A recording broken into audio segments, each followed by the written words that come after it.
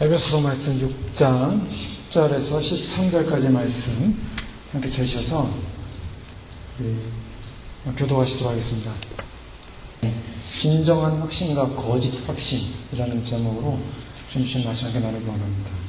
저희는 계속적으로 지금 영적 전투를 하는 성도로서의 부름 앞에 우리는 어떻게 무장할 것인가, 또 어떻게 이 영적 전투를 승리할 것인가에 에베소 교회에 주신 말씀의 마지막 부분을 지금 살펴보고 있습니다. 결국 교회가 마지막까지 가야 되는 것은 승리입니다. 그 승리를 위해서는 반드시 우리가 이 싸움이 적이 누군가를 분명히 알아야 되고, 그 적이 어떻게 우리를 넘어뜨리기 위해서 공격해오는가를 분명히 알아야 되고, 그 공격해오는 내용들을 알므로 말미암아 우리가 그것을 무장하고, 그래서 그것을 능히 이겨나갈 수 있는 믿음의 승리자들로 서기 위해서 사도 바울은 저희들에게 계속적으로 주 안에서 그 힘의 능력으로 강건하라라는 말씀으로 권면하고 있습니다. 자, 사단은 우리를 계속적으로 공격해옵니다. 저희가 금요기도 시간에 요한 1서를 살펴볼 때 사랑이라는 주제를 다뤄서 살펴보았던 시간이 있었습니다. 근데 그 사랑이라는 주제를 다룰 때 많은 사람들이 그 사랑이라는 문제 앞에서 무너지는 것을 많이 봤습니다. 오히려 사랑하지 못하고 오히려 그 사랑의 반대적인 행동들이 나타나게 되는데요.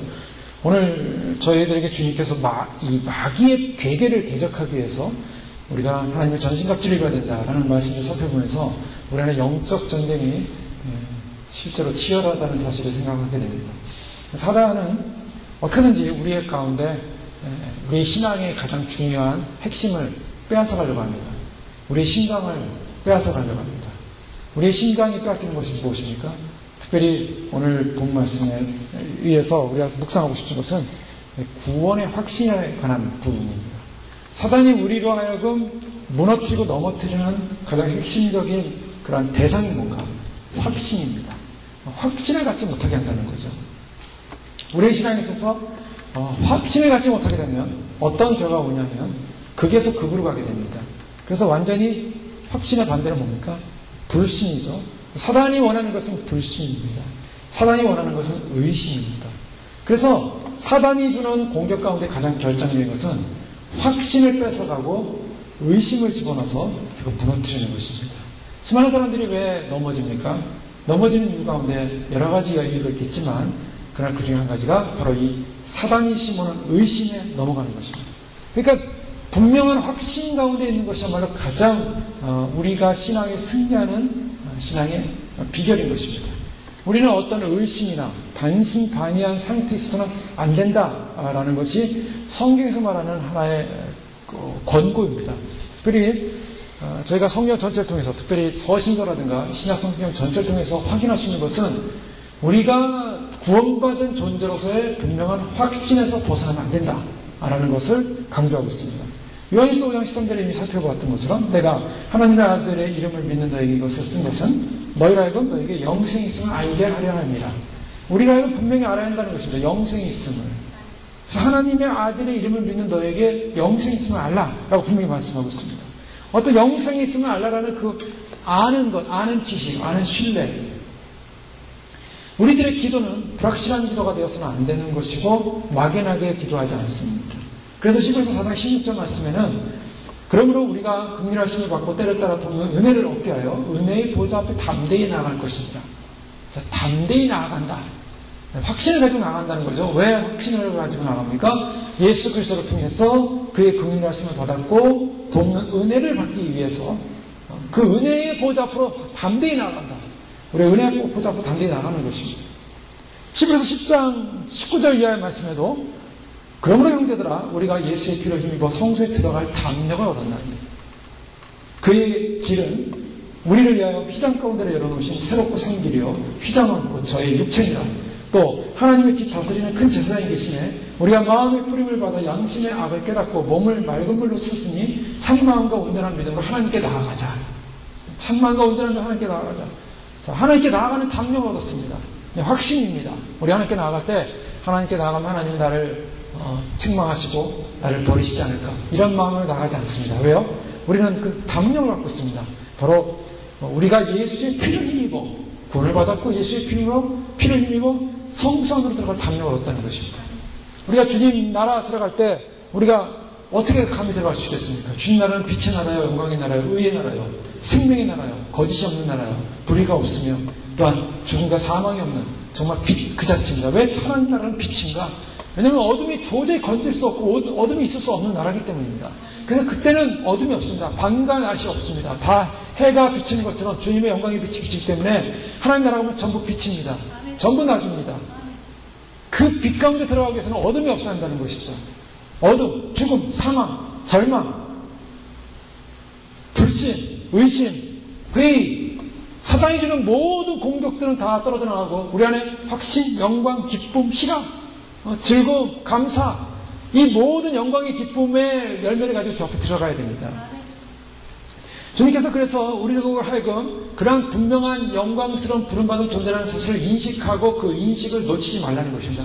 근데 사단은 우리로 하여금 그 인식을 빼앗아가려 한다는 것입니다. 그것이 대중의 사단의 전략입니다. 요한일서 1장 4절에 보면 우리가 이것을 쓰면 우리의 기쁨이 충만케 하렵니다. 충만케. 뭐가요? 기쁨이. 자, 기쁨이 충만케 되는 것이 사단의 하나님이 우리에게 주신 약속의 말씀인데요. 사단은 이 기쁨을 충만케 하는 것을 빼앗아간다는 것입니다. 기쁨을 충만케 하는 것을 빼앗은 어떤 요소도 이것은 사단의 공격이다 라고 보아야 되는 것입니다. 우리가 주님 앞에서 구원받고 믿음 생활로서 구원받은 중생한 거듭난 존재로서 나아가는데 그걸 거듭난 존재로서 나아가는 그 기쁨의 감격을 빼앗는 것이 무엇인가? 어떤 환경, 사망이나 죽음이나 어떠한 핍박이나 권고나 이 모든 것이 하나님 사랑에서 우리를 빼앗을 수 없다. 자, 사도 바울은 그렇게 선언하고 있습니다. 즉 하나님께서 우리를 구원하신 구원의 기쁨에서 빼앗을 자가 아무것도 없다. 사단은 그것을 빼앗으려고 한다는 것입니다. 바울은 빌립보 4장 4절에서 주 안에서 항상 기뻐하라. 내가 다시 말하노니 기뻐하라. 자, 바울이 감옥에 있었습니다. 아무도 없었습니다. 찾아오는 사람도 많이 없었습니다. 그는 외로웠을 것입니다. 그러나 빌립보 교회 성도들한테 표현되시기를 기뻐하라. 주 안에서 기뻐하라. 왜요? 우리는 환경과 조건 때문에 기뻐하고 슬퍼하는 존재가 아니고 우리에게 본질적으로 주신 하나님의 구원해 주신 약속, 그 약속을 부여잡고 있는 사람들이기 때문에 본질적인 기쁨의 근원이 있다는 것입니다. 그 기쁨의 근원을 놓지 말라는 것입니다. 베드로전서 1장 8절에도 예수를 너희가 보지 못하였으나 사랑하는도다. 이제도 보지 못하고 믿고 말할 수 없는 영광스러운 즐거움으로 기뻐하며. 자, 우리가 예수님을 보지 못하였지만 사랑하고 있습니다. 이제도 보지 못하나 믿고 말할 수 없는 영광스러운 즐거움으로 기뻐한다. 자, 주님을 보지 못했지만 주님을 기뻐하시는 믿음. 다윗은 그가 믿는 하나님을 어떤 하나님으로 고백하고 있냐면 다윗은 하나님을 의심하거나 하나님을 불신하거나 또 하나님에 대한 원망이나 뭐 이런 걸 전혀 그런 고백하지 않습니다. 그가 어려움과 고난 가운데서 하나님을 의지하는 신앙의 고백을 하는 것을 우리 시편을 통해 너무나 많이 볼 수 있습니다.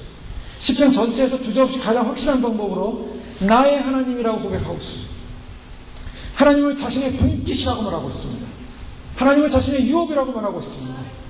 하나님을 반석이라고 말하고 있습니다. 확신이요, 방패요, 구원이요, 높은 망대와 같은 분으로 하나님을 인정하고 묘사하고 하나님을 신뢰합니다. 자, 이것이 우리에게 필요한 것이죠. 우리의 삶 가운데, 우리의 모습 가운데 우리는 하나님에 대한 절대적인 신뢰, 하나님을 나의 하나님으로, 나의 분깃으로, 나의 유업으로, 나의 반석으로, 나의 확신으로, 나의 방패로. 예수님께서는 제자들을 향하여 요한복음 14장 이하에 보면은 16장까지의 그 예수님의 말씀 가운데 보면 이제 예수님께서 이 땅을 떠나실 것을 얼마 남겨두지 않고 제자들을 굉장히 그 격려하고 위로하는 말씀을 많이 주십니다. 예수님께서 그 세상을 떠나나 다시 와서 너희를 데려가겠다. 주님께서 약속하십니다. 그러면서 요한복음 16장 33절 말씀에 보면 이것을 너희에게 이르면 너희로 내 안에 평안을 누리게 하려 함이라. 세상에서는 너희가 환난을 당하나 담대하라. 내가 세상을 이겼노라. 자, 예수님께서 이 말씀하셨습니까? 너희 안에 내 안에서 너희가 내 안에서 평안을 누리기 원한다. 예수님께서 우리에게 요청하고 원하는 것은 평안입니다. 누구 안에서요? 예수 그리스도 안에서. 예수님 안에서 우리는 평안이 있어야 합니다. 예수님 안에서 평안을 누려야 되는데요. 세상에서는 너희가 환난을 당한다는 것입니다. 세상에서 환난을 담대하라. 내가 세상을 이겼다. 이것은 무슨 말씀이냐면 제자들 향하여 제자들이 앞으로 가는 길이 환난의 길이죠. 제자들이 사실은 능력 있게 복음도 전했습니다. 또 교회도 세워졌습니다. 그러나 제자들이 가는 길은 환난이었습니다. 그들을 위하여 영광스러운 이 땅에 평안이 준비되지 않았어요. 사도 바울이 예루살렘 향해 갈 때 네가 고생하면 많은 환난을 당할 것이다. 그러나 바울은 그걸 알면서도 갑니다. 그래서 결국엔 그곳에서 잡히지 않습니까? 잡혀서 계속 로마로 후송되기까지, 그리고 그가 생을 마지막 마치기까지. 사실은 믿는 그리스도인의 삶의 앞뒤에는요, 인간적으로 환경적으로 보면 환경적으로 좋고 인간적으로 좋다면은 뭐 더할 나위 없이 또 인간적으로 좋겠죠. 그러나 믿는 제자들의 가는 길은 그렇게 세상에서 말하는 형통함, 세상에서 말하는 평안함의 과정이 아니라 때로는 환난을 당할 수 있다는 것입니다. 환난을 당하나 담대하라. 중요한 건 환난을 피하라가 아닙니다. 환난을 없애라가 아닙니다. 환난을 당하나. 우리가 믿음의 환난이 있지만 거기서 담대하라. 왜요? 내가 세상을 이겼노라. 주님께서 그 말씀하실 때는 제자들이 최소한의 긴장과 불안 가운데서 있는 것조차도 허락하기를 원치 않았습니다. 그냥 긴장하지 않기 원하고 불안하기를 원치 않았고, 그래서 주님께서 충분하고 풍성하게 공급하시는 그 미래적 확신, 그것을 붙잡고 나가기를 원했던 것이죠. 사도 바울은 그의 생애 가운데, 그의 삶 가운데 그가 얼마나 장차 하나님과 그의 나라에서 받을 영광을 기대하고 있었는가, 그 소망을 가지고 그는 살았음을 보게 됩니다. 자, 디모데후서 1장 10절에 보면 이를 인하여 내가 또 이 고난을 받되 부끄러워하지 아니함은 나의 의뢰한 자를 내가 알고 또한 나의 의탁한 것을 그날까지 저가 능히 지킬 줄을 확신합니다. 자, 내가 이 고난을 받되 내가 부끄럽지 않습니다. 내가 의뢰한 자를 알기 때문입니다. 여러분, 우리 시간에서 가장 중요한 게 뭡니까? 우리가 의탁한 그분을 아는 것입니다. 그분을 신뢰하는 것입니다. 우리 인생과 우리의 삶 속에서 그분이 어떤 분인가를 우리가 끝까지 신뢰하는 것입니다. 그리고 나의 의탁한 것을 그날까지 저가 능히 지키실 줄을 확신합니다. 이 확신이 있어야 한다는 거예요. 여러분, 그 확신이 있습니까? 우리 그 확신을 가지고 나가야 되는 것입니다. 주님을 의지하고 주님을 바라보고 주님의 약속을 부여잡고 가는 사람에게 주께서 지키신다 라는 분명한 확신을 갖는 것입니다. 많은 사람들이요, 휴거가 일어나고 환란이 남으면은 환란에서 굉장한 일을 할 거라고 생각을 합니다. 제가 지난주에 어떤 지사님하고 통화했는데 오래간만에 통화했습니다. 근데 그 지사님이 어느 이제 오렌지 카운티에 주임 오신 준비하는 교회를 나간대요. 그런데 그게 특징이 뭐냐 물어봤어요. 뭐냐니까 환란에 남은 사람들을 위해서 사역을 할 거다. 이제 그렇다는 거예요. 환란을. 그것이 자기 생각하고 맞다는 거예요. 근데 성경에 보십시오. 성경에서 마지막 때 주의 오심의 재림을 말하면서 주님께서 뭘 말하고 있냐면 환란이 너희가 남아서 굉장한 일을 하라라고 성경은 말하고 있지 않다는 데 주목하셔요. 성경에 어디 너희가 환란에 떨어져서 거기서 굉장한 일을 하라고 말하고 있습니다. 성경 그렇지 않습니다. 너희가 누가복음 21장 마지막에 보시죠. 이 모든 환란을 피하고 인자 앞에 서도록 기도하라. 주님 환란을 피하라고 하고 깨워서 주님 인자 앞에 서라고 말하고 있습니다. 성경의 예수님께서 하신 말씀은 이 모든 환란을 피하고 인자 앞에 서라고 얘기하고 있어요. 그리고 바울은 데살로니가전서에서 분명히 주님께서 오실 때 공주로 끌어올려서 주님을 만나게 됐는데 이것이 너에게 위로가 된다. 너희가 공주로 끌어올라가지 말고 지상에 남아서 굉장한 일을 하라 라고 얘기하고 있지 않다는 것입니다. 성경하고 벗어났어요. 이건 누구의 생각에서 나왔습니까? 누구에게서 나왔어요? 성경에서 나왔습니까? 그 사명이 성경에서 나왔습니까? 자기에게서 나왔습니까? 자기에게서 나왔어요. 잘 보셔야 됩니다. 자, 주님께서 마지막 때를 준비하라고 하는데 마지막 때를 준비하면서 너희는 휴거는 생각하지 마. 휴거는 관심도 없대요. 휴거는 언제 일어나도 상관이 없대요. 10년 전에 일어나든 중간에 일어나든 상관이 없대요. 나는 휴거는 상관이 없어요. 자, 근데요, 중요한 것은 환란에 남게 되면 환란에서 굉장한 일을 할 것이다. 대단한 일을 할 것이다. 자, 이거 굉장히 착각하는 것입니다. 왜냐하면 신학을 몰라서 그래요. 성경에서 예수님께서 공중에 재림하시면 데살로니가후서에 뭐라고 말하고 있습니까? 막는 자가 있는데 막는 자가 떠나면 불법의 자가 나타난다. 무슨 시대가 열립니까? 사단의 시대. 이 시대적 전환이 일어나는 거예요. 지금 이 교회가 교회 건물을 갖고 있고 교회당에 모일 수 있고 찬양할 수 있고 예배할 수 있는 것은 지금 성령님께서 이 교회 시대 가운데 함께하고 있기 때문입니다. 그런데 주님께서 오시게 되면 이 교회의 들림이 일어나는 거예요. 믿는 성도의 틀림이 일어나는 것입니다. 이 성도의 틀림은 뭘 가지고 있냐면 오순절날 성령님께서 제자들에게 그 마가의 다락방에 제자들에게 임하지 않았습니까? 성령님께서 이 시대에 있는 믿음의 사람들의 성도들, 휴거 백성들 데리고 올라가십니다. 성령이 올라가시게 되면 그 다음에 어떤 현상이 오면 이방교의 성령의 시대는 끝나게 되는 거예요. 사람들이 그거를 망각한다는 거예요. 지금처럼 굉장한 사역을 해도 대단한 일을 해도 은혜가 충만할 거라고 생각하는 거예요. 자기 스스로가. 지금은 성령님이 대기하고 계십니다. 성령님이 함께하고 있습니다. 성령님께서 교회 함께하고 있습니다. 성령님께서 예배 함께하고 있습니다. 그러나 그때는요, 무슨 시대가 됩니까? 적그리스도 시대가 되는 거예요. 그래서 이 땅을 장악하는, 이 땅의 주인으로서 자기가 이 땅을 마지막까지 7년 동안 이 땅을 장악하는 바로 한 일의 적그리스도 시대가 오는 거예요. 적그리스도가 시대가 일어날 때는 성경에 보십시오. 요한계시록 보십시오. 무적의 문이 열려서 황충, 연기, 또 이상한 것들이 막 올라옵니다. 그리고 개구리 영과 같은 새 영이 나타나서 이 새 영들이 말을 하기 시작합니다. 무슨 시대가 되냐면 성령의 역사의 시대가 사라지고 사단이 장악하는 시대, 사단이 미혹하는 시대, 사단이 거짓하는 시대, 사단이 표적을 일으키는 시대, 사단이 사람들을 다 장악하는 그런 시대가 온다는 거예요. 철저하게 지금 사람들이 속고 있는 것입니다. 이게 지금 진리전쟁이에요. 그야말로 참 외로운 전쟁이기도 한데요.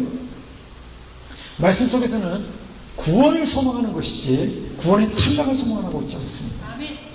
물론 어떤 특별한 사람들에게는 그런 환난기에 정말 탈락된 사람들을 돕기 위해서 그 사역을 감당할 사람들이 있을 것입니다. 그러나 그것이 소망이 되어서는 안 된다는 거예요. 그것이 비전이 되어서는 안 된다는 거예요. 주님은 누구에게나 동일하게 교회 시대, 이방인의 교회 시대는 교회 시대가 끝나는 때 교회는 들림받아야 할 것을 말씀하고 있습니다. 그 소망을 놓쳐서는 안 됩니다. 주님께서 우리에게 은혜 언약하에 약속의 보증과 증거를 허락하여 주셨습니다. 바로 그 약속의 보증과 증거를 믿음으로 받는 그 소망하는 사람, 히브리서 6장 17절에 하나님의 약속을 기업으로 받는 자들에게 그 뜻이 변치 아니함을 충분히 나타내시려고 그의 맹세를 보증하셨나니 이는 하나님이 거짓말을 할 수 없는 이 두 가지 변치 못한 사실을 인하여 앞에 있는 소망을 얻으려고 피하여 가는 우리로 큰 안위를 받게 하려 하십니다. 변치 아니함을 충분히, 약속을 기업으로 받는 사람들에게 변치 아니함을 충분히 나타내시려고 맹세를 보증하셨다. 하나님이 보증을 하셨다는 것입니다.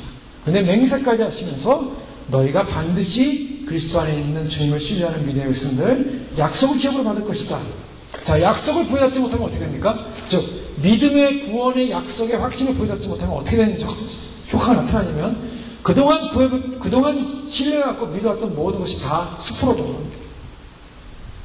자, 그것에 수포로 믿음의 확신을 갖지 못하는 사람에게 그 믿음을 잃어버린다면 누가 제일 기뻐하겠습니까? 그것은 사단입니다. 사단은요, 믿음의 확신을 없애는 것이 사단의 목적입니다.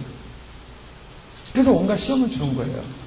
온갖 의심을 주고 온갖 방법을 풀어옵니다. 진리의 문제라기보다는요, 가만히 보면요, 진리의 문제라기보다는 감정의 문제입니다. 진리의 문제가 아닙니다. 자존심의 문제입니다. 진리의 문제가 아닙니다. 정욕의 문제입니다. 욕심의 문제입니다. 자기의 그런 자기 자아를 죽이지 못한 데서 오는 문제입니다. 자, 사단이 우리를 시험할 때 어떻게 시험하냐면, 자, 진리로는 무장이 돼 있어요. 진리로는 내가 그 말씀을 믿는다. 진리 가지고 건들지 않습니다. 뭘 가지고 건드려요? 다른 곳으로 들어와서 진리를 포기하게 만들어요. 이 사단의 전략이에요. 마지막 시대를 준비하면서 넘어지는 사람들 보십시오. 넘어진 사람들이 진리 문제로 진리 문제를 괜찮다고 그럽니다. 그런데 뭘로 넘어지니까? 인간의 욕심, 자기 정욕, 자기 고집, 자기의 그러한 자아를 꺾지 못하는 거예요. 결국 거기에 넘어져요. 그래서 이 문제가 뭡니까? 주님 오심을 준비한다고 깨어났다고 해서 그 사람이 준비된 사람이 아니라는 거예요. 그게 결론입니다. 주님 오심을 알고 이 시대를 안다. 666 베리칩? 베리칩 얘기하면 베리칩. 사람들 베리칩이 하나의 그 센세이션이에요. 그래서 666 베리칩. 저도 베리칩 말씀드리지만 베리칩을 전공으로 제가 전하지는 않습니다.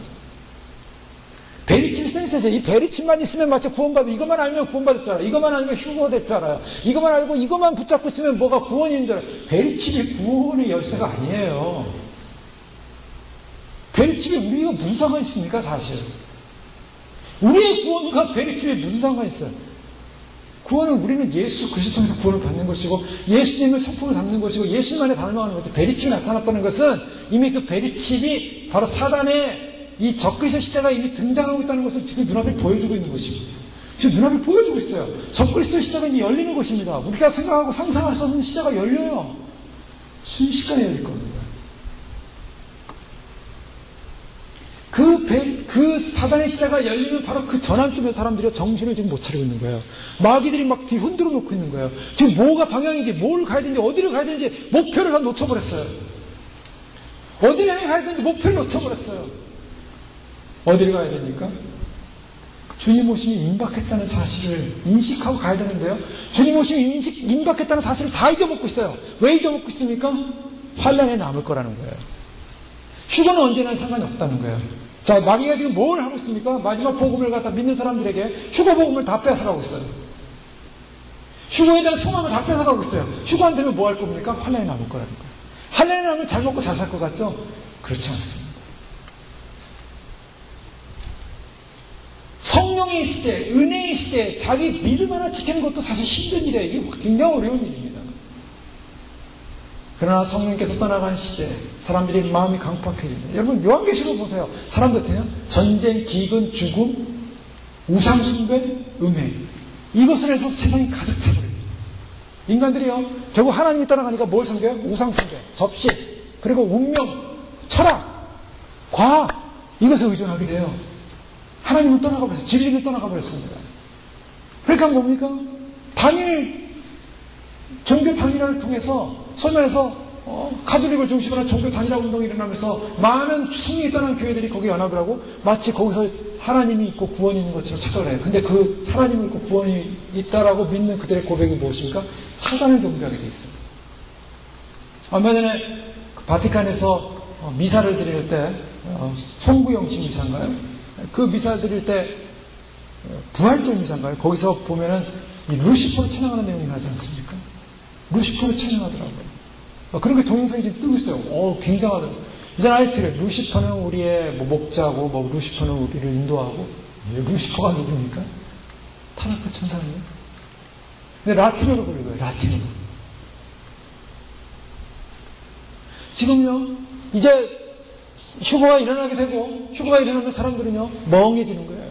그런데 워낙 생성령의, 불신령에 사로잡혔기 때문에 휴거가 일어나게 되는 사람들은 무감각해지는 것이죠. 사람들이 휴거가 일어나면 어떨 것 같습니까? 휴거가 일어났구나. 나는 왜 못 올라갔지? 나는 어떻게 해야 되지? 그런 생각할 것 같아요. 잠시 충격이 오겠죠. 잠시 충격이 오겠죠. 그러나 세상 속으로 다시 들어가는 겁니다. 자, 사단은요, 어떻게 하든지 우리에게 있는 본질, 믿음의 본질의 확신을 무너뜨리고자 하는 게 사단의 전략이라는 것입니다. 여러분, 우리가 정신을 바짝 차려가야 되는데요. 사단은 반드시 우리의 믿음을 끄덕내서 우리가 믿는 믿음조차가 마치 틀린 것처럼 생각하게끔 만들고, 그리고 다른 방법이 있다라고 생각하게끔 만듭니다. 그래서 그것을 끌어내리는 거예요.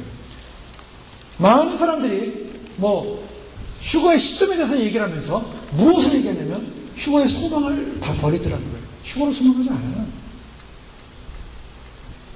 자, 성도가 휴거를 소망하냐고, 교회가 주의 오심을 나를 소망하지 않는다는 건 무슨 말입니까? 주님의 공중강림을 소망하지 않는 건 무슨 말입니까? 복음을 버리는 걸 말하고 있어요. 자, 사단은 우리의 즐거움을 빼앗아갑니다. 휴거가 얼마나 영광스러운 복음이고 기계입니까? 소망입니까?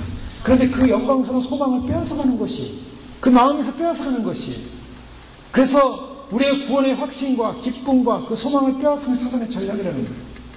우리는 여기서 분명히 인식해야 됩니다. 우리의 싸움은 지금 막바지에 와 있습니다. 우리는 이 싸움에서 에베소서 막바지에 와 있고요. 교회가 마지막까지 투쟁해야 되는 것은 사단과의 전쟁입니다.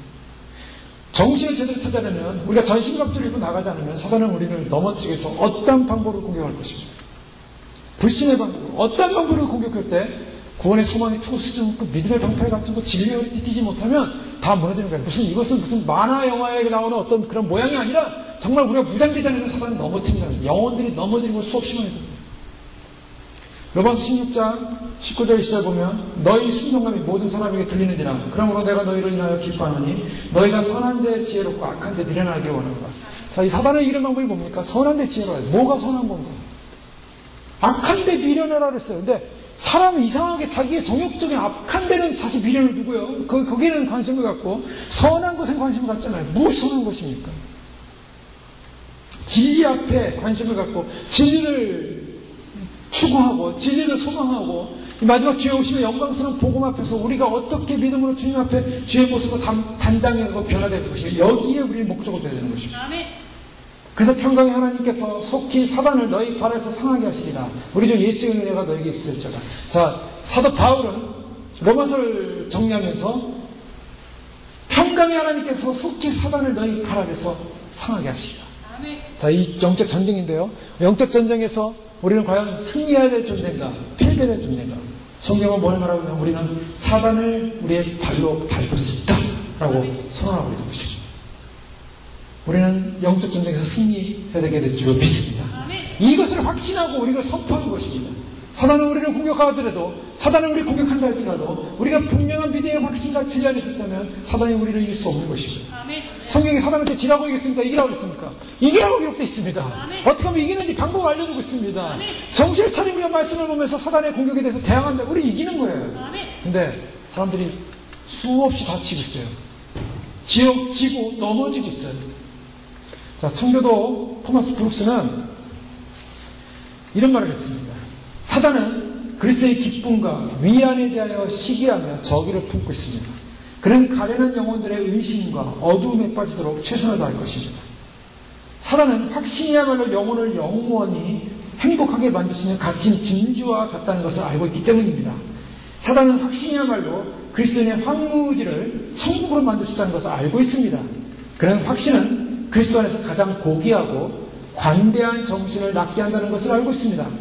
그러므로 이는 아담을 에덴 동산에서 쫓겨나게 한 것 같이 영혼이 확신을 가지지 못하도록 최선을 다하고 있습니다. 자, 이게 1600년 목사님이에요. 1600년대 영국의 청교도 목사님, 토마스 브룩스 목사님은 사단이 우리의 확신을 얼마나 뺏어가려고 애를 쓰고 있는 거예요. 이 확신이야말로 우리를 행복하게 하는 것이고, 또 이 확신이야말로 황무지 같은 우리의 신앙의 천국을 바꿀 수 있는 것이고, 이 확신이야말로 그리스도 안에서 가장 고귀하고 관대한 정신을 낳고 아담에게, 하와에게 하나님을 신뢰하는 확신을 빼앗아가 버렸어요. 의심을 집어넣었어요. 야, 하나님이 너를 인정해 주지 않는 거야. 네가 그것을 먹게 되면, 선악과를 먹으면은 네가 하나님처럼 될까 봐 하나님이 너를 경쟁하는 거야. 너를 무시하는 거야. 그러니까 그걸 먹어야 돼. 하나님은 너를 무시하고 있어. 하나님은 너를 무시하는 존재야. 하나님 네 말 듣지 않고 너를 갖다가 그냥 굴종하게 만들고 너를 종처럼만 부리기를 원하는 거야. 너는 하나님 앞에서 아무것도 아닌 존재가 하나님 되길 원하는 거야. 하나님이 너한테 그걸 원하는 거야. 그냥 이것만 먹으면 너는 하나님처럼 될 수 있어. 그러니까 처음에 하나님께서 모든 생명나무를 필요한 모든 포함한 모든 과실을 먹을 수 있대. 이 선악과는 먹지 말라는 그 말씀에 대해서 의심하기 시작하는 거예요. 하나님이 먹으면 죽는다 그랬어. 죽지 않아. 죽는다 그랬어. 죽지 않아. 의심하게 하는 것입니다. 확신을 빼앗아가는 거예요. 하나님에 대한 신뢰를 빼앗아가는 것입니다. 사랑하는 일은 그거예요. 그래서 사람들로 하여금 확신이 사라지면 어떡합니까? 의심이 들어오면 어떡합니까? 그때는 하나님의 말씀을 거역하는 거예요. 자, 하나님의 말씀을 거역하는 사람들의 특징이 뭡니까? 두려워하지 않는 것입니다. 두려움이. 나는 하나님의 말씀을 떠나면 두려웠어요. 무서웠어요. 내가 하나님 앞에서 말씀 떠나면 나는 죽는다. 그런 어떤 사생결단에 하나님 말씀에 신뢰가 있었어요. 그런데 의심이 들어오면 어떤 상황이 벌어지냐면 하나님 말씀이 두렵지 않습니다. 자기가 죽는다고 생각을 안 해요. 자기가 생각이 옳다라고 생각해요. 자기 생각이 옳다라고 생각해서 옳다라는 생각으로 판단하고 결정합니다. 죽는 길입니다. 죽어요.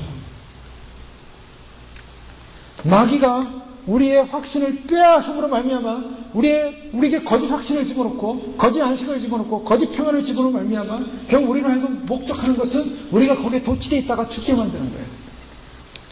사단에게 넘어간 사람들의 특징은 도취되어 있다는 것입니다. 자기 생각이 옳다라고 도취되어 있어요. 성경하고 전혀 상관없는, 성경에서 말하는 것과 전혀 상관없는 길을 가면서도요, 자기가 옳다라고 생각해요.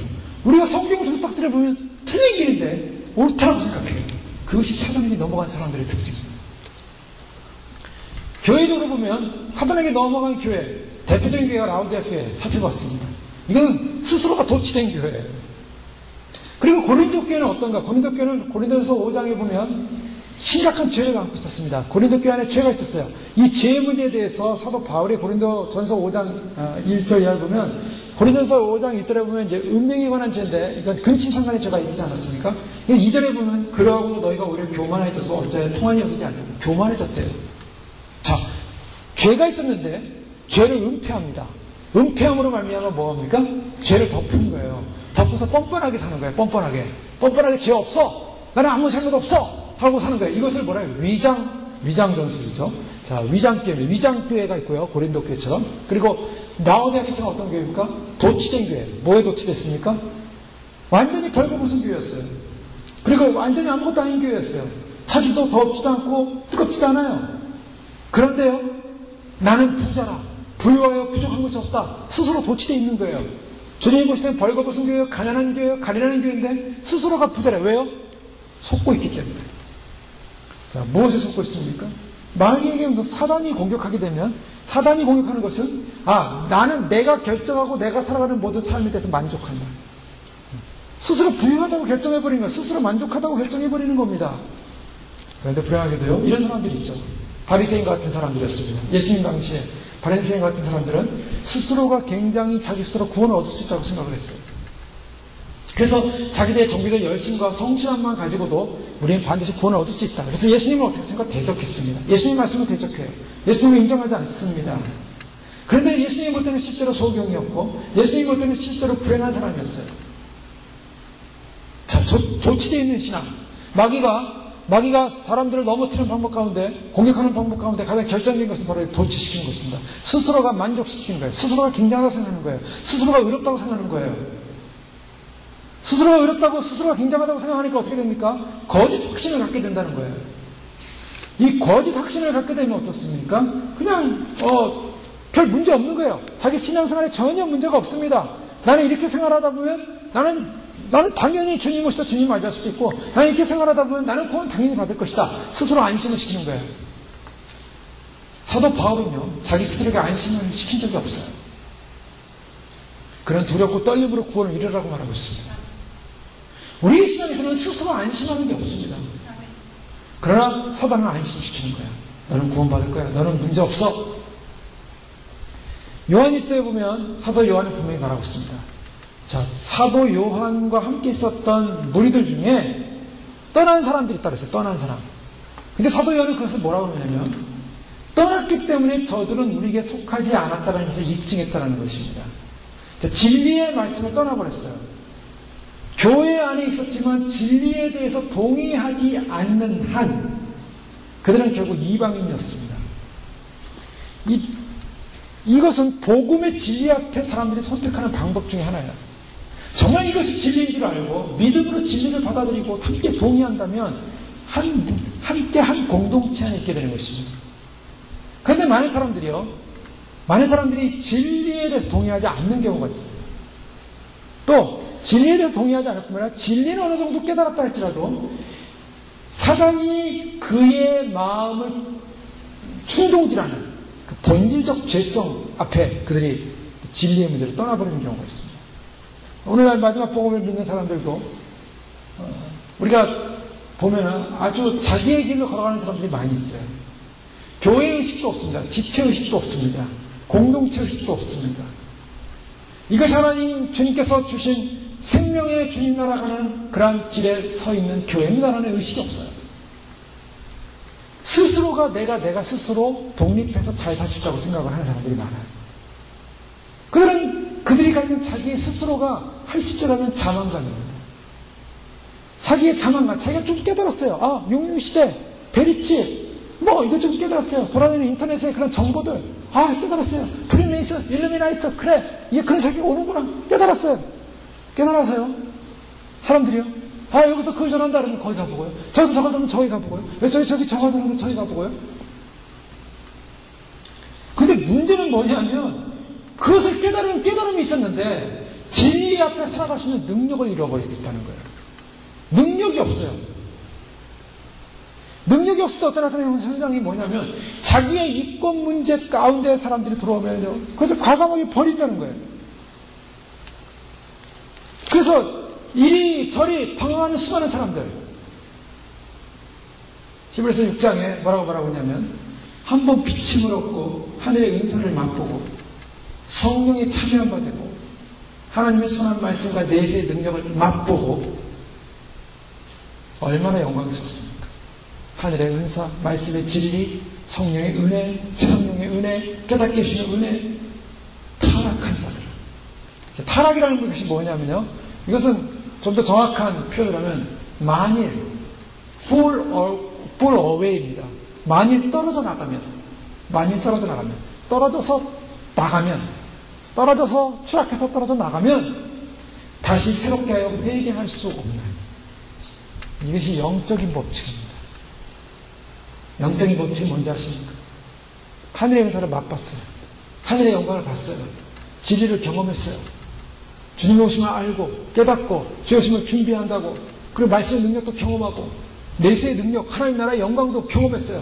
근데 떨어져 나가면, 왜 떨어져 나갑니까? 떨어져 나가는 이유가 뭔가요? 진리가 잘못해서 떨어져 나갔습니까? 진리가 문제가 있습니까? 아니요. 사단은 우리에게 뭘 요구하고 있습니까? 인간의 자아입니다. 자기입니다. 자기를 만족시키지 않는 모든 것, 진리마저도 거절하는 거예요. 교회마저도 거절합니다. 자기를 만족시키지 않아요. 그 자기를 만족시키지 않는 그 자아를 갖고 있는 사람은 결국 타락하더라는 거예요. 그래서 거듭남을 강조하는 거예요. 정말 거듭나는 거예요. 갈라디아서 2장 20절 말씀을 정말 고백하는가? 내가 그리스도께 십자가를 못 박혔느니 그런 이제는 내가 산 것이며 내 안에 그리스도께서 사신 것이며 이제 내가 산 것은 나를 사랑해서 나를 위하여 자기 몸을 버리사 하나님의 아들을 믿음 안에 사는 것이다. 내가 그리스도께 십자가를 못 박혔다. 내가 죽었다는 거예요. 거듭남이 뭔가? 자기가 죽어야 돼요. 안 죽었어요. 안 죽으니까 어떤 문제가 생기니까? 하늘의 능력을 맛보고 은사를 맛보고 내세에 참여한 바 되고 말씀과 내세 능력을 맛봤는데 결국은 타락하더라는 거예요. 결국은 떨어지더라는 거예요. 왜 떨어집니까? 자기 욕망 때문에 떨어져요. 거듭나지 않았기 때문에 떨어지는 거예요. 그러면 그 사람 처음에 거듭났는데 지금 아니요. 사실은 처음부터 거듭나지 않았어요. 그게 증거입니다. 요한일서 사도 요한은 그걸 말해요. 그 사람들이 왜 떠났는가? 그 사람은 처음부터 여기에 속한 사람이 아니었다는 거예요. 사람들이요, 피상적인 신앙 고백을 합니다. 그러나 본질적으로 변화가 일어나잖아요. 절제는 해요. 옛생활에 대한 절제는 합니다.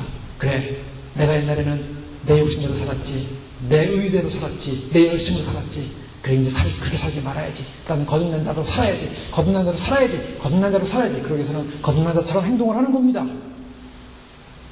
그런데 사실 거듭나지가 않았어요. 계속 그 안에 자기의 옛생활에 대한 절제를 통한 눌름만 있는 거예요. 계속 절제만 시키는 거예요. 근데 정말 거듭남의 기쁨과 소망으로 완전히 살아가는 게 아니었어요. 새롭게 태어난 게 아니었어요. 요즘 꽃들 보면은 굉장히 진짜 꽃과 같은 꽃들이 많지 않습니까? 조화죠. 가짜 꽃들입니다. 거의 생화입니다. 그런데요, 그들은 가짜예요. 위장하고 있어요. 진짜처럼 보이지만 위장되어 있는 사람. 진리에 의해서 왜 변화되지 않는가? 변화되지 않는 이유는 간단합니다. 가장 간단한 이유, 자기입니다. 자기. 그래서요, 천국 가는 가장 원수는 누구냐? 자기 자아예요. 자기 자아의 그 만족을 버리지 못하기 때문에 천국 못 가는 거예요. 저희가 금요일에 살펴봤듯이 4종류의 밭이 있는데 그 4종류의 밭 중에 3종류의 밭, 결론은 뭔가? 결국은 자기 자아예요. 자기 자아를 붙잡고 있기 때문에 자기 이익과 목적과 만족을 위해서 하는 겁니다. 신앙생활을 왜 하는가? 신앙생활을 왜 열심히 하는가? 자기 만족을 위해서 하는 거예요. 자기 의를 위해서 하는 거예요. 자기 자랑을 위해서 하는 거예요. 그렇게 보이지 않죠, 처음에는? 그래, 나중에 가면 그게 보여요. 그런 열매를 나타내는 사람들이 있어요. 왜 신앙생활을 했는가? 왜 열심히 했는가? 왜 노력했는가? 그리스도를 위한 희생이었고 섬김이었고 사랑이었으면 좋습니다. 그런데 그 결론이 나의 의였어요. 내가 이렇게 대단한 사람이다. 내가 이렇게 굉장한 일을 한다. 내가 대단한 역할을 하고 있다. 내가 대단한 존재다. 그걸 못 버리는 거예요. 그걸 버렸어야 되는데.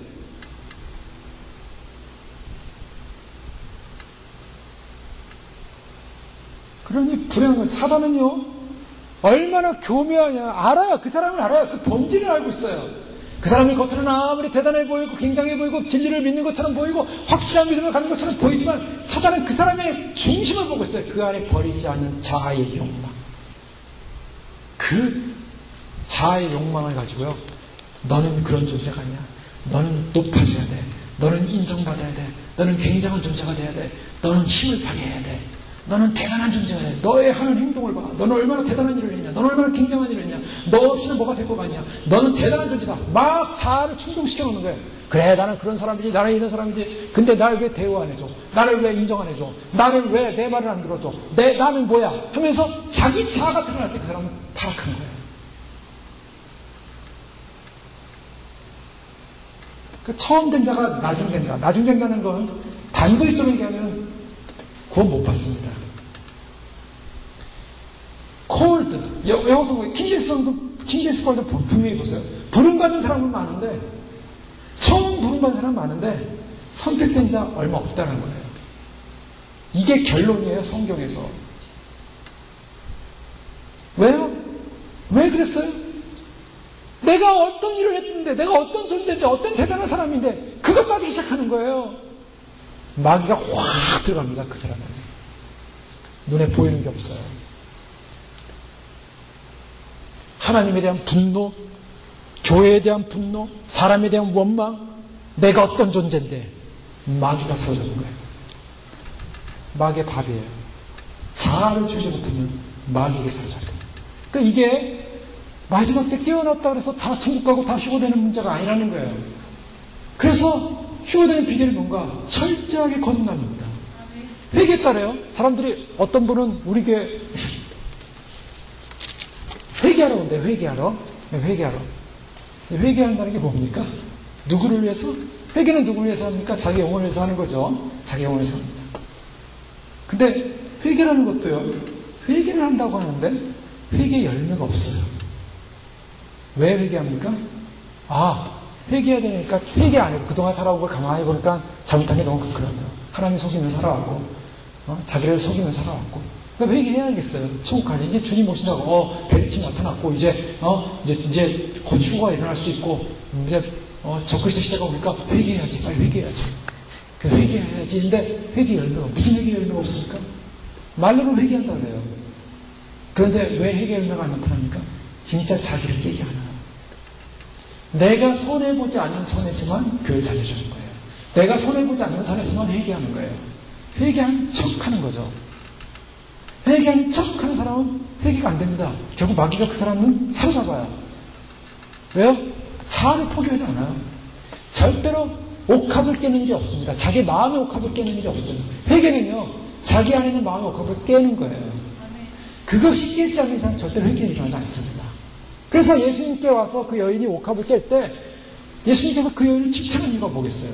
비싼 거 깨가지고요. 비싼 거 깨서 칭찬해서 그게 아니라 진짜 그 여인의 마음, 심령을 깬 거예요. 그 마음을 깬 걸 주님이 알고서 주님 오실 때까지 여인의 행동을 전파하라고 했어요. 회개는 뭐냐면 우리가 정말 완전 부서져야 돼요. 주님 앞에서. 나라는 존재가 없어져야 됩니다. 그것을 내가 주님 앞에서 인정하지 않는 이상에는 우리는 인격적으로 거듭났다고 보지 않는 거예요. 그러니까 거듭나 보이는 사람 같지만 아닌 거예요. 많은 사람들이 교회 왔다 갔다 하지만 마지막 때 깨어났다고 해서 교회 왔다 갔다 하지만 거듭나지 않았어요. 죄송한데.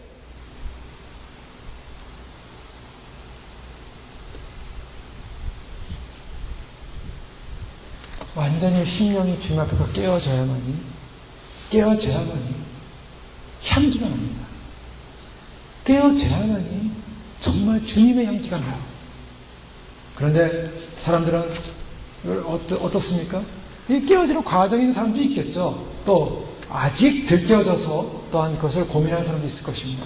그러나 구원은 처음부터 일어나야 돼요. 어떤 바치냐. 아주 교활하게 자기를 속이는 거예요. 자기를 속이고 사람을 속이고 교회와 공동체를 속여요. 그리고 그럴듯한 종교인처럼 살아가요. 그런데 거짓이 결정적인 순간에 떠납니다. 자기 자신에 대해서는 고민하지 않고 참과 거짓을 구별하지 않는, 그래서 구별하지 못하게 만들어요. 자기를 철저하게 돌아보면서 아, 내가 이 문제 가운데 있구나. 내가 이 문제 가운데 있는 것을 내가 주 앞에 고백하고 주 앞에 변화돼야지. 그렇게 주 앞에 고백해야 됩니다. 그런데 주님 앞에 그런 마음이 없어요. 주님 오시면 준비한다고 하면서도 어떤 양심의 가책이 없는 경우가 많아요. 하나님 앞에 양심의 가책이 없습니다. 예배에 대한 가책도 없습니다. 말씀을 무시해도 두렵지 않습니다. 하여간 이 양심의 거리낌이 없는 삶. 자, 이것은 어떤 존재입니까?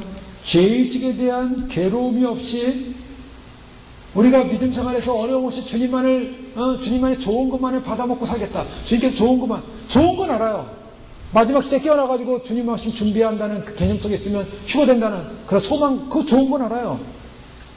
그런데 진짜 우리 본질로 들어와서 정말 주님을 만나기 위해서 우리는 어떤 존재로 바뀌어야 될 것이냐. 이 문제 앞에서는 거절하는 거예요. 자기 스스로 거절해요. 그래서 우리가 알고 사단은요, 자꾸 뭘 만냐면 페인을 못 느끼게 만드는 거예요. 고통을 못 느끼게 만들어요. 자기 안일감 속에 빠지게 만듭니다. 그래서 소경이 되게 하고요, 귀머리가 되게 해요. 소경에서 안 보이니까 좋죠. 귀머리에서 들리지 않으니까 좋죠. 그냥 자기가 원하는 대로 가는 거예요. 자기가 가고 싶은 대로 가는 거예요. 글로 가면 죽어. 그런데도 상관없어요. 가는 거예요. 안 들리는데 안 보이는데 어때요? 그냥 가는 거죠. 용감하게 가는 거예요. 일로 가면 안 돼. 라고 하는데도 들리지가 않는 거예요. 감각이 없어져요.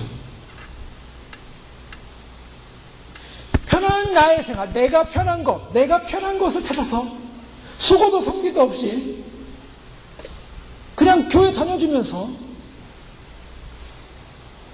주님 오시면 준비해야 되니까 말씀이 때로는 찔려요. 그 찔리는 말씀 너무 힘들다.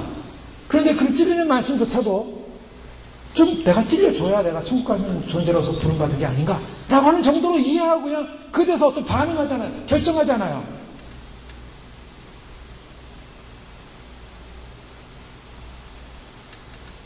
그러면서 어떤 생각을 하냐면 자신은 영적으로 아무 문제가 없다고 생각을 해요. 나는 옳고 나는 의롭고 나는 바라. 나는 아무 문제 없어 라고 생각하는 거예요. 그러면서 휴거가 이러면 휴거가 되는 거야. 어떤 사람은요, 정말 하나님 앞에서 믿음으로 살지 못하는 사람인데도 불구하고 어떤 믿음을 갖고 있냐면 주님 오시면 주님 맞이하면 돼. 그럼 철저한 확신을 갖고 있어요. 거짓 확신입니다. 사단이 너는 대충 살고 엉망으로 살고 세속에 속해 살아도 너는 하나님이 구원한 자야. 너는 휴거돼. 이렇게 거짓 정보를 입력해 놓은 거예요. 그러니까 자기 돛에 빠져 있는 거예요. 라오디게아 성도들이 자기가 벌거벗었는데 나는 옷을 입고 있어. 자기가 눈이 멀었는데 나는 눈을 뜨고 있어. 나는 부자야. 부족한 것이 없어. 하나님 보시기에 얼마나 내가 풍요하니까 믿음 좋죠. 뭐 좋죠. 하나님 보시기에 얼마나 아름답습니까? 주님 구원받을 믿음의 백성이지 않겠습니까? 도취를 시켜놨어요.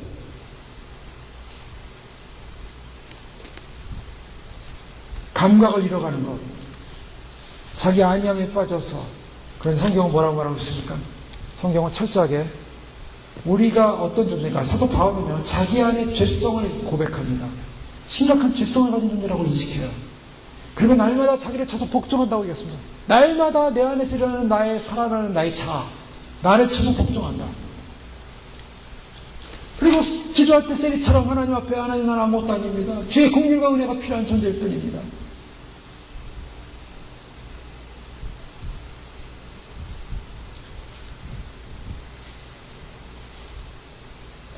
오늘날 믿음으로 어떤 열매를, 삶의 열매를 맺히고 있는가.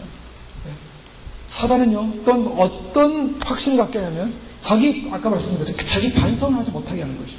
자기 반성. 그래서 자기 반성을 못하게 해요. 자기 자존심 때문에 자기 반성을 못하니까 스스로가 자기를 반성하지 않아요. 스스로가 자기 잘못을 인정하지 않아요. 그것에 너무나 익숙해지다 보면, 자기 반성에 대해서 하지 않으면, 나중에는 자기가 병들이 있음에도 불구하고 병들이 있다고 고백을 안 해요. 자기 반성을 안 하니까. 그런 사람들이 결국에는 믿음에서 떠나버립니다.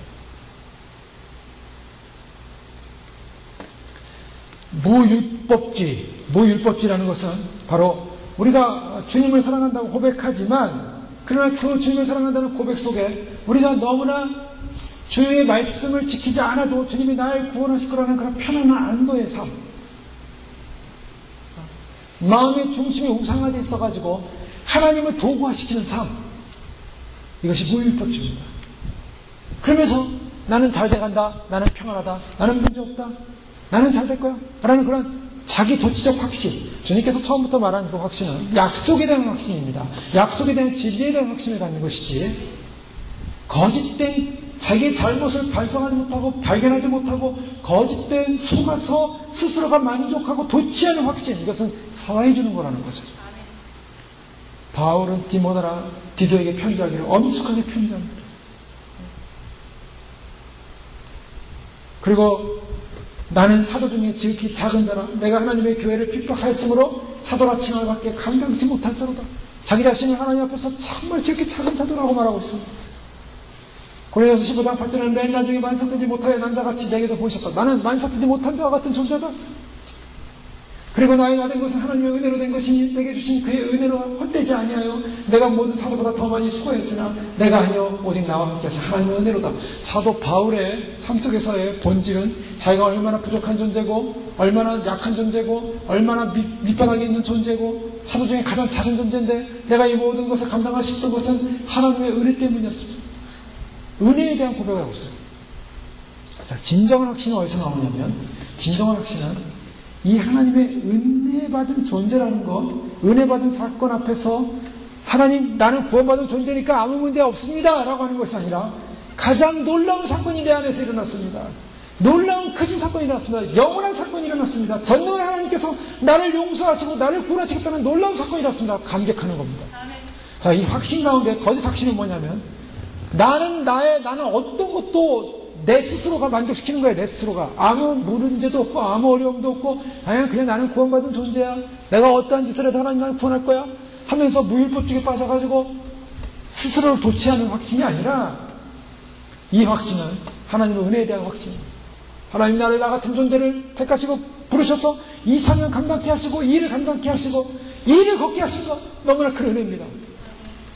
똑같은 확신의 모습 같지만, 똑같은 고백의 모습 같지만 완전히 달라요. 내용이. 하나님의 은혜를 정말 인정하고 있는가? 하나님의 은혜 가운데 감동하고 있는가? 감격하고 있는가? 감동과 감격과 그 은혜 속에 사는 사람은 택함받은 사람입니다. 그러나 그 감동과 감격을 잃어버리고 자기 자신의 어떤 이성적 진리와 환경적 조건과 상황을 놓고 나는 구원받은 사람이야, 나는 택함받은 사람이야, 나는 윤리 따라, 나는 베르칩 따라, 나는 지오심 따라, 마지막 때라는 것 따라, 나는 구원받을 거야. 그거 다른 거야.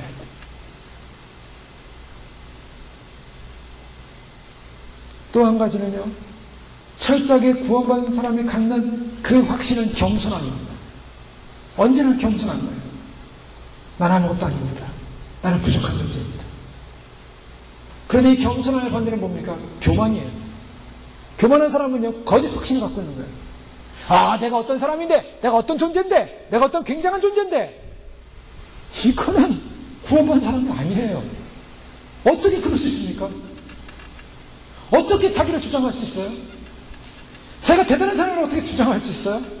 어떻게 그런 착각을 할 수 있어요? 사단이 심어준 겁니다. 그러니까 사단에게 넘어가면요, 사람이요, 눈빛이 바뀌어요. 들리지가 않습니다. 보이지가 않아요. 그리고 스스로가 자만해져요. 스스로가 선택한 것이 옳다고 생각해요. 그리고 스스로 결정이 갑니다. 자기 길로 갑니다. 하나님의 능력을 그렇게 맛봤음에도, 하나님의 진리를 맛봤음에도, 그리고 어떤 길을 걸어가면 알매도 스스로 그 길을 거절하는 거예요. 그것이 거짓 확신입니다. 마귀가 그것을 심어놓으면요, 겸손으로라는 자리로 내려오기가 어려워요. 겸손이라는 자리로 내려오려면 어떻게 되냐면 회개해야 됩니다. 그런데 아까 히브리서의 말씀 보지 않았습니까? 타락하면, 즉 왜 타락했습니까? 자아 때문에 타락하는 거거든요. 이 자아를 못 버려서 타락하면 다시는 회개할 수 없다. 회개가 안 됩니다. 그럼 회개가 안 되면 어떻게 되는지 아세요? 계속 강팍하게 살아가는 거예요. 계속 자기 자존심을 가지고 살아가는 거예요. 하나님에 대한 저항을 가지고 살아가는 거예요. 그리고 자기 의로 가는 거예요. 자기 힘으로 가요. 자기가 스스로 절제하면서 갈 수 있다고 생각하면 은혜로 가는 게 아니에요. 은혜로 가는 게 아니고 오기로, 그리고 자기 힘으로 자기 것으로 가다 보면 반드시 죽습니다. 그것이 불행할 거예요. 하나님 나라는 어디 있습니까? 하나님 나라는 그저 하나님 이 놀라운 구원에 대한 감격의 확신, 은혜에 대한 그 감격의 은혜에 대한 고백, 그리고 이 부르신 하나님의 놀라운 사랑에 대한 자기 비하의 겸손, 이것이 우리 안에 계속 살아있어야만이 그 생명체만이 주님 오실 때 주님 맞이하는 거예요. 그런데 그걸 잃어버리는 거예요. 그걸 잃어버려요. 적그리스도의 특징이 뭐냐? 마귀가 뭘 심어? 마지막 때 심어놓는 것은 인간의 자아입니다. 자기 자랑, 자기 숭배, 자기만이 아니에요. 자기에 관련된 모든 사람들, 그것이 가족이든 자녀든 뭐든 간에 높여야 돼. 높여. 세워야 돼요. 높이고 세워서 우상단지를 만들어놔야 돼요. 그래서 그 입에서 계속 자랑이 나오게. 자랑. 어떤 사람은 저한테 전화해가지고 1시간을 갖다가 과거 얘기를 하는데요. 처음부터 끝까지 자기 자식 자랑해요. 처음부터 끝까지. 걔가 언제 중학교 때 미국에 와서 공부를 해가지고 뭐가 돼가지고 지금 돈을 어떻게 벌고 있고. 근데 내가 666을 알아가지고 또 준비한대요. 그 우상단지 깨지 않으면 휴가 안 되는 거예요. 들 못 받아요. 위선자의 소망은 뭐냐면, 위선자는 자기 자신에게 관심 갖고 자기 우상단지에게 관심 갖습니다. 하나님의 영광, 나라 관심 없어요. 그 우상만 우상화되게 되는 거예요. 그것이 자기든 자기 가족이든 누구든 우상을 만들어놔야 돼요. 우상을.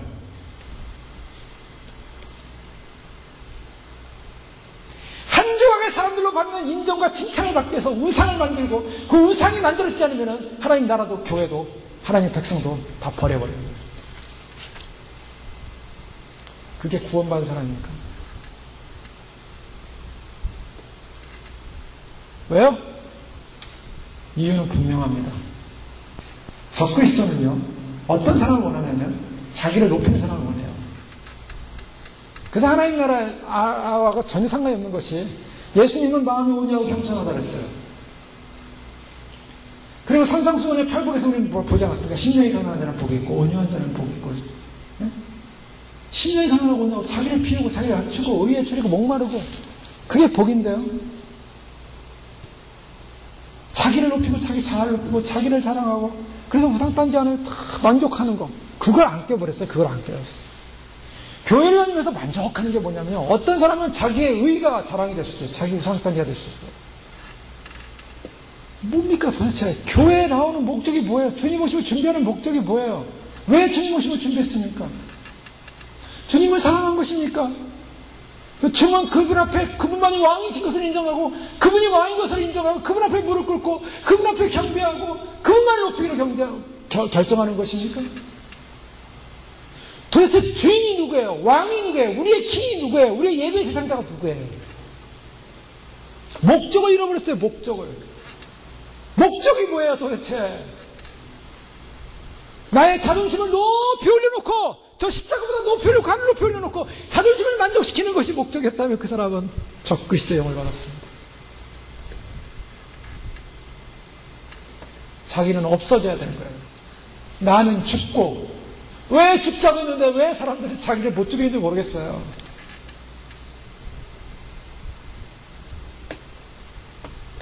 많은 사람들이 조그만 희생과 조그만 섬김과 조그만 고난이 오면요, 주님을 버린다는 거예요.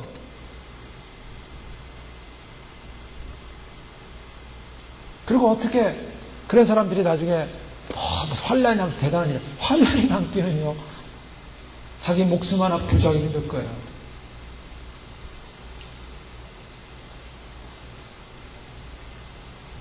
주님은 우리에게 소망을 주셨어요. 소망이 뭡니까?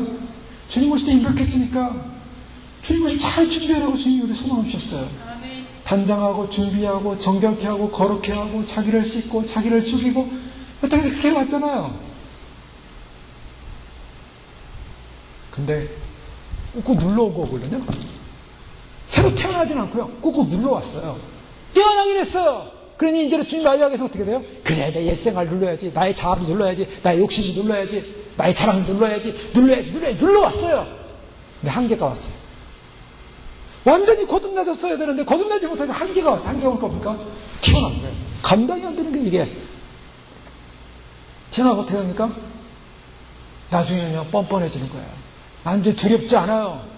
하나님도 두렵지 않아요. 하나님 말씀도 두렵지 않아요. 아무도 안 두려워졌어요. 왜요? 마귀가 속인 거예요. 두려워하지 말라. 너를 드러내라 그냥. 너의 본성을 드러내라. 본성을 드러내는 겁니다. 이제 죄성을 드러내는 거예요. 겸손도 가장이었고 섬김도 가장이었고 수고도 다 자기를 위해서 한 거예요. 자기를.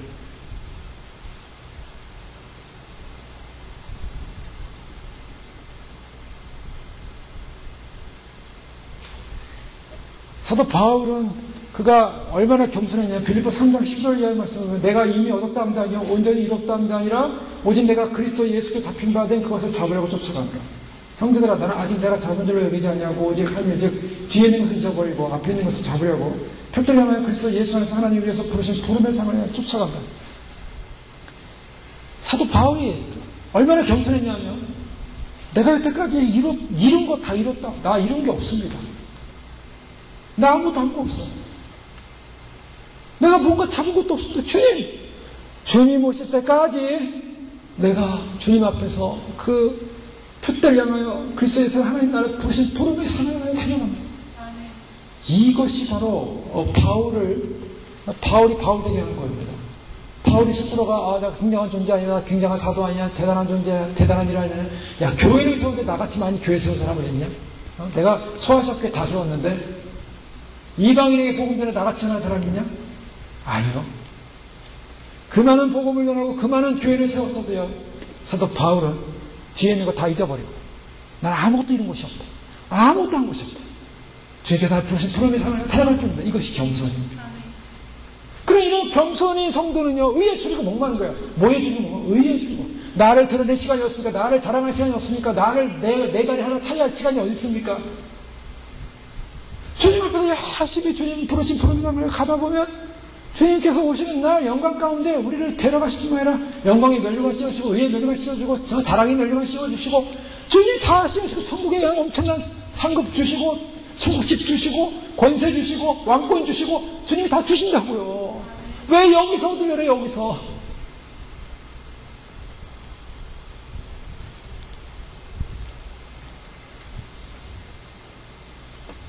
정말 찬란 나라를 기다리는 건가? 우리는 질문해봐야 됩니다. 정말 주님을 기다리는가? 주님 기다리는 게 마치 마지막 때 복음의 하나의 상품이 되어버렸어요. 이제는 보십시오. 사람들이 깨어나는 사람들이 이제 육류표가 벨침도 알고 이제 뭐가 교회들이 뭐 믿냐 안 믿냐 지거는냐 아니냐 그런 거 가지고 논쟁하면서 깨어났다고 하는데 하나의 상품화 됐어요. 이제 문제가 깨어났으면 문제가 뭡니까? 깨어났으면 알았으면 문제가 뭐냐? 주님이 오신다고요. 그 주님이 오신 절대적인 사인들이 나타난 거라고요. 그 주님이 이제 앞에 서야 할 텐데 우리가 세상 우리 자랑, 세상 명예, 세상 것 그거 붙잡고서 뭐 할 거예요?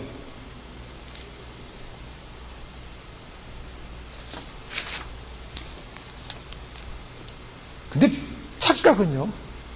나는 주님 오시면 아니까 내가 스스로 준비 잘해서 주님 맞이할 수 있지. 그게 교만이라는 겁니다.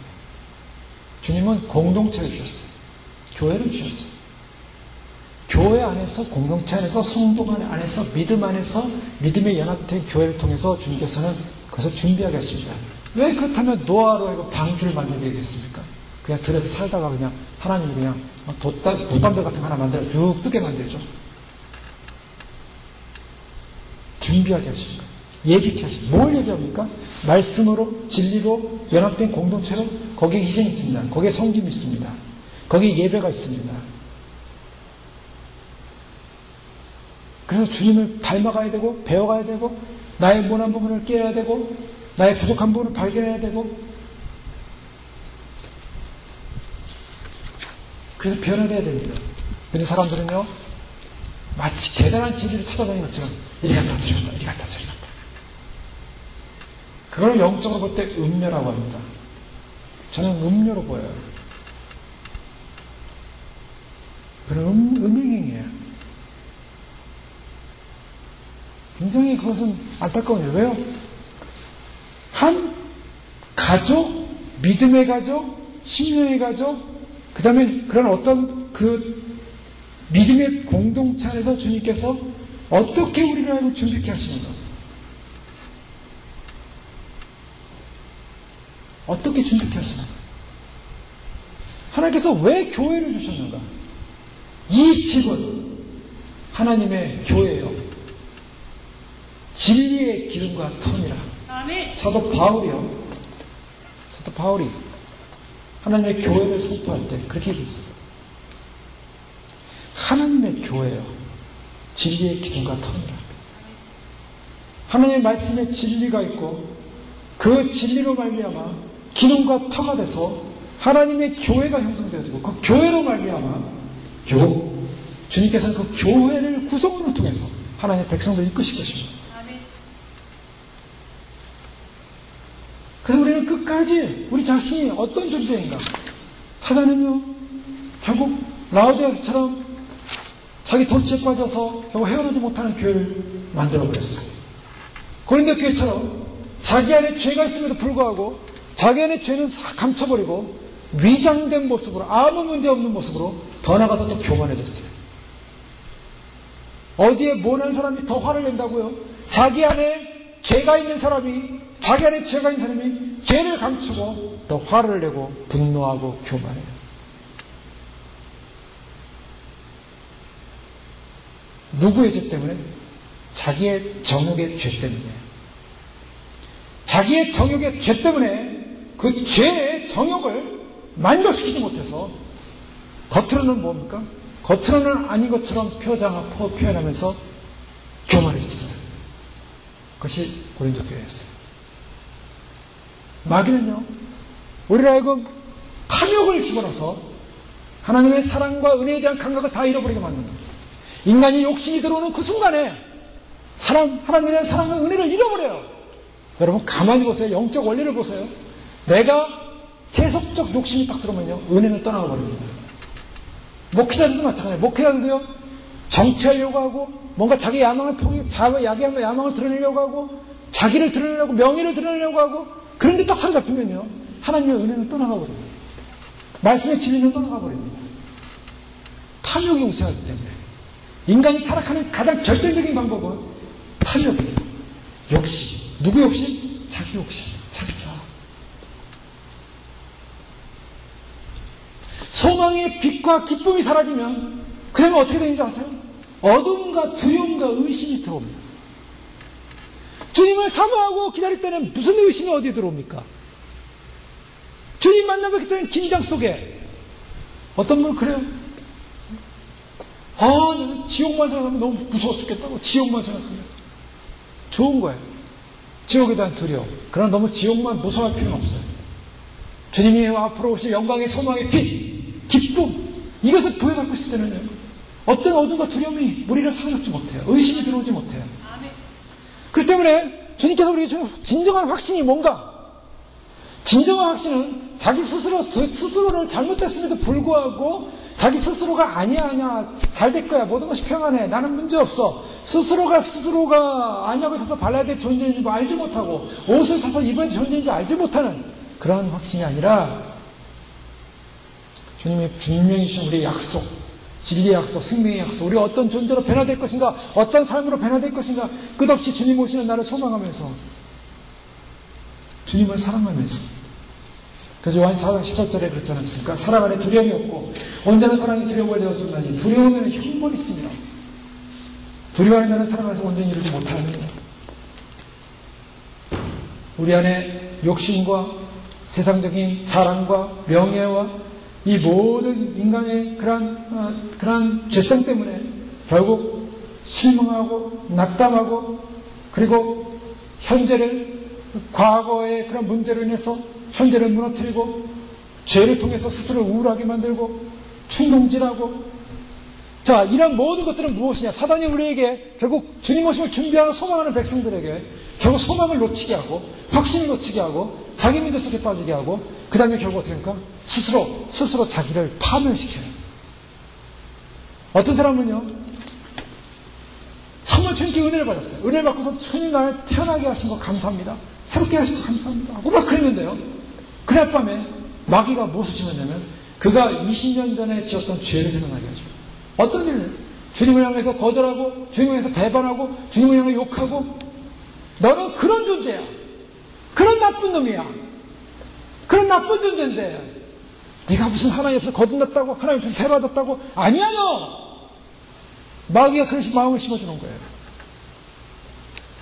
그러니까 갑자기 마음이 우울해지는 거예요. 그래 나는 그런 죄인이었지. 나는 그런 죄 가운데 있었지. 나는 별것도 아닌 존재지. 그래서 어떻게 합니까? 기쁨을 뺏어가게 하는 거예요. 원망과 회한과 구원의 소망을 잃어버리게 하는 모든 존재들. 사단은요, 주님 오시기 직전까지 주님 오심을 준비하는 백성들을 아주 맹공격할 거예요. 제가 이미 우리가 교회를 옮게 되면 우리가 더 어려움이 있을지 모르겠다고 제가 옮기 전주 설교 때 한번 언급한 적이 있습니다. 왜 그랬는지 모르겠어요. 그런데요, 분명한 것은 우리는 영적 전쟁을 치러야 한다는 겁니다. 아멘. 영적 전쟁을 치르면서 가야 합니다. 아멘. 중요한 것은 우리가 진리 안에서 정말 가고 있느냐, 우리가 정말 목표와 소망을 놓치고 있지 않는 이상 주님 말씀하셨죠? 우리를 하여금 세상에 지지 않게 하시고 내가 세상을 이겼다. 우리는 그 확신을 주신 것입니다. 제자들은 환난을 당하고 있었습니다. 환난을 당할 것이었습니다. 주님이 두려워 말라. 내가 세상을 이겼노라. 주님이 함께하고 계십니다. 그 약속의 말씀을 붙잡고 우리는 가는 것입니다. 더 이상 우리의 소망이 없어요. 우리의 소망은 우리 자신을 돌아봐도, 환경을 봐도, 조건을 봐도 주님께서 베드로가 고백한 그 말씀, 예수를 너희가 보지 못하였으나 사랑하는도다. 이제도 보지 못하고 믿고 말할 수 없는 영광스러운 즐거움으로 기뻐하니. 자, 베드로가요, 예수님께 이런 고백했죠. 마태복음 16장에 베드로가 대답해 가로되 주는 그리스도시요 살아계신 하나님의 아들이십니다. 예수께서 대답해 가로되 바요하시면 내가 복이 있도다. 이를 내게 알게 하니는 혈육이 아니라 하늘에 계신 내 아버지시라. 그랬어요. 하늘에 계신 내 아버지 알겠다 그랬어요. 그 다음에 6장 64절에 보면 너희 중에 믿지 않는 자들이 있느니라 하시니 이는 예수께서 믿지 않는 자들이 누구며 자기는 팔자가 누군지 처음부터 아시니라. 또 가라사대 이러므로 전에 너에게 말하기를 내 아버지께서 오게 하여 주지 아니하시면 누든지 내게 올 수 없다 하였노라 하시니라. 이러므로 제자 중에 많이 물러가고 다시 그와 함께 다니지 아니하더라. 이제 아버지께서 오게 하지 않으면 올 수 없다라고 그랬어요. 제자 중에 많이 물러가고 다시는 안 다니더래요. 예수께서 12제자에게 이르시되 너희도 가려느냐 질문합니다. 시몬 베드로가 대답하되 주여 영생의 말씀이 계시면 우리가 네게로 가오리까. 우리가 주는 하나님의 거룩하신 자인 줄 믿고 알았습니다. 여러분, 우리가 정말 우리의 가는 인생길에 분명한 부름이 있습니까? 주님께서 우리에게 말씀 가운데 부르신 줄 믿습니다. 우리가 말씀대로 순종하면 가는 것입니다. 그렇기 때문에 우리는 말씀을 따르는 것입니다. 성경의 증거는 분명한 하나님의 약속을 전제로 하고 이 하나님의 약속을 부여잡고 가는 사람들에게 주님께서 그들에게 확인시켜 줄 것입니다. 이 약속을 과연 붙잡을 것이냐, 너희는 무엇을 붙잡을 것이냐, 자신의 생각을 붙잡을 것이냐, 자신의 감동을 붙잡을 것이냐, 자신의 자아를 붙잡을 것이냐, 자기의 우상을 붙잡을 것이냐, 아니면 약속의 말씀을 붙잡을 것이냐. 약속의 말씀을 붙잡는 사람은 그 약속의 말씀을 붙잡고 갈 것입니다. 그러나 약속의 말씀을 붙잡지 못한 사람은 자기의 생각대로, 자기의 감정대로, 자기의 우상을 따라서 갈 것입니다. 우리가 가야 하는 이 마지막 길, 정말 주님 오심을 소망하는 소망의 길입니다. 이것은 세상 어떤 것과 바꿀 수 없는, 비교할 수 없는 영광스러운 보화입니다. 주님 우리에게 약속하셨습니다. 주님 오실 그때 반드시 갈림길이 제일이다. 두 사람 있다가 한 사람은 데려갑니다. 한 사람 남을 것이다.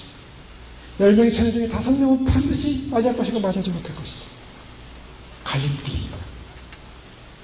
나를 따르려거든 누구든지 자기를 부인하고 자기 십자가를 지고 나를 쫓을 것이다. 형제나 자매나 가족이나 어느 누구라도 나보다 더 사랑한다면 나를 쫓을 수 없을 것이다. 주님 우리에게 마지막 결단을 요구하시는 것입니다. 우리는 끝까지 주의 약속을 붙잡고 가고 있습니다. 오늘 에베소 말씀을 통해서 마귀의 간계를 능히 대적하게 하여 하나님의 전신갑주입니다. 주님께서 우리에게 마귀가 얼마나 우리를 넘어뜨리기 위해서 교활하게 찾아오는지를 말씀하고 있습니다. 진정한 확신을 놓치지 마십시오. 주님께서 약속하신 그 진정한 확신, 그 은혜와 겸손의 능력으로 주님의 약속을 붙잡고 가야만 줄 믿습니다. 거짓된 확신은 도치와 자기 위장을 통해서 결국에는 자기 절제만을 통해서 거듭난 것처럼 위장할 것입니다. 그러나 정말 우리가 거듭났다면 주님 끝까지 주님 은혜 가운데, 주님 은혜 가운데 겸손하게 주여 오시는 날까지 믿음으로 주님을 바라보며 따라가겠습니다. 주님 오시는 날 다 주님을 맞이하시는 저 우리 가족 되시기를 주 여러분 축원합니다. 함께 기도하겠습니다. 이 시간 기도할 때 그렇습니다. 마귀의 계기는 분명합니다. 우리가 인정하지 않고 하나는 우리를 넘어뜨리기 위해서 여러 가지 우리를 공격하는 공격의 루트를 사용하고 있는 그 중에서 정면 공격이 아니라 이제 우리의 심령과 영혼 가운데 우리 안에 거듭나지 못하는 우리 자아의 공격을 하고 있는 것을 우리 보게 됩니다. 결코 빼앗기지 않고 놓치지 않고 이 약속 놓치지 않고 반드시 휴거의 영광 놓치지 않고 저한테 서게 축복하여 주셔서 함께 기도하겠습니다. 주여 기도하겠습니다. 주여 주여 주여 아버지 하나님 믿습니다. 우리를 부르신 아버지의 부름 스크물한 약속의 사랑 결코 포기하지 않고 빼앗기지 않고 놓치지 않고 살아가게 도와주시옵소서. 많은 사람들이 많은 심령들이 앞에는 주앞을 찾아왔지만 그러면 자기 이권과 자기 삶의 조건을 따라서 아버지 결국 참으로 주님을 배신하고 떠나가는 시대에 와 있습니다. 아버지 하나님 옆에 있던 사람들이 아버지 하나님 참으로 주님을 아버지 떠나서 주님을 의지하지 않고 떠나가는 모습들을 바라보고 있습니다. 아버지 하나님 우리 가운데 끝까지 믿음을 지키고 끝까지 주님을 소망하며 끝까지 주님을 바라보며 끝까지 주님을 의지하며 끝까지 주님 앞에 믿음으로 섰으면 귀한 믿음으로 서시고 도와주시옵소서. 주님 참으로 우리 가운데 아버지 여러 가지 마음의 근심과 걱정과 염려도 있지만 아버지 하나님 그날 주님께서 우리를 아버지 진정한 확신을 주시는 주님 진정한 확신 가운데 흔들리지 않게 하시고 진정한 확신 가운데 주님을 바라보게 하시고 진정한 확신으로 주님을 의지하시고 도와주시고 진정한 확신과 소망 가운데 살아가시도록 아버지 저희를 이끌어주시고 인도하여 주시옵소서. 주님 감사합니다. 우리를 이끌어주시고 인도하시고 교회를 이끌어주시고 교회 가운데 아버지 하나님 수많은 사람들이 아버지 하나님 이리저리